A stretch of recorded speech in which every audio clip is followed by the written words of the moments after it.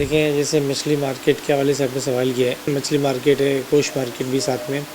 اس میں جو ہے وہ مچھلی مارکیٹ جو ہے اس کو ہمیں رینوویٹ کرنا ہے، جس طریقے بنی ہوئی ہے، پرانی بنی ہوئی ہے، بہت عرصے سے بنی ہوئی ہے، اس میں اس کی عمارت جو ہے کافی اس میں ریپیئرنگ چاہیے۔ تو ہمارا یہ ہے فیوچر میں پلان آؤٹ ہے کہ اس مچھلی مارکیٹ کو جو آج کل جتنے بھی جو ماڈرن میٹ مارکیٹس ہے اس میں اس کو کنورٹ کیا جائے۔ اچھا، یہ جب کنورٹ ہوگی تو اوبویسلی صحت و صفائی کا مسئلہ جو آج کل لوگ دیکھتے ہیں ان مارکیٹس کے اندر، وہ بھی آٹومیٹکلی حل ہو جائے گا۔ تو اس میں ہم نے پلان آؤٹ کیا ہوا ہے، اور جب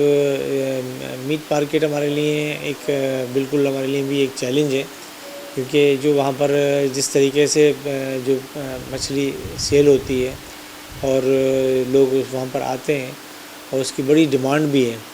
تو وہاں پر بہت زیادہ مطلب جو ان ہائیجینک کنڈیشنز ہو جاتی ہیں۔ جب ایک ان ہائیجینک کنڈیشنز ہو جاتی ہیں تو اوبویسلی ان تمام جو مچھلیاں ہیں ان کو جب ہم استعمال کریں گے تو کوئی نہ کوئی اگر اتفاق سے کوئی ایسا کوئی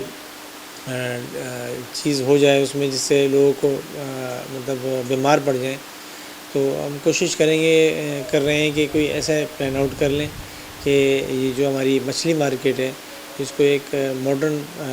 فش مارکیٹ میں کنورٹ کر دیا جائے، تاکہ جو اطراف کے جو لوگ ہیں اور حیدرآباد کے جو لوگ ہیں